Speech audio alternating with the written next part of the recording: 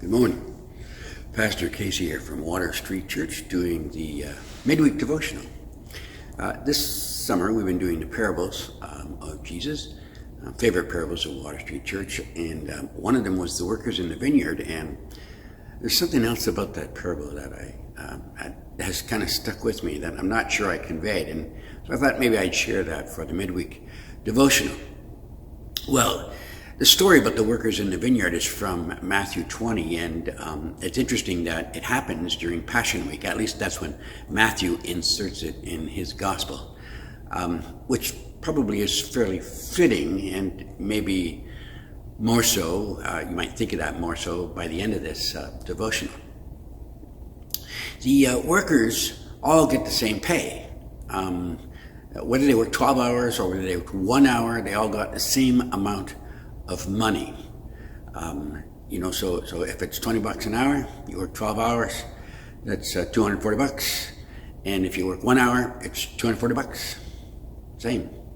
And of course, that doesn't seem fair, and that's the whole reason that Jesus speaks to this, because his audience and his listeners were wondering about what is fair. That was what they were interested in. It's something that is a big thing today as well. I mean, what is fair is something that we all think about.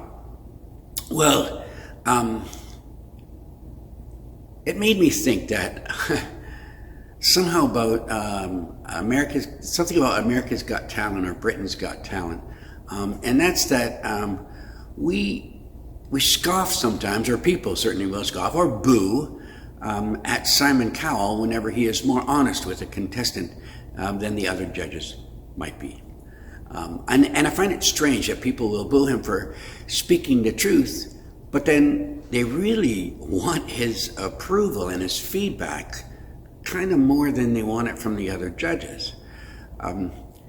Now, that's probably because Simon is obviously willing to tell people, oh, your song selection wasn't a good fit, or it wasn't a good fit for your voice or for your abilities, or that your vocal range may be a little bit too narrow for this, or maybe your pitch was a little off and you need work on that, or perhaps you lacked some confidence, and that was a thing.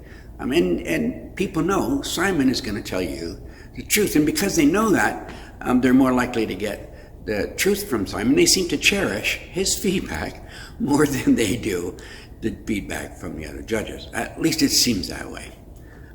In similar fashion here, Jesus depicts God the Father as being unfair. Imagine every contestant on Britain's Got Talent or America's Got Talent getting the golden buzzer.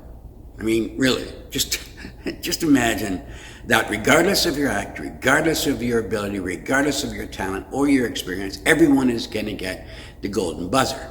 And we would say, well, that's not fair.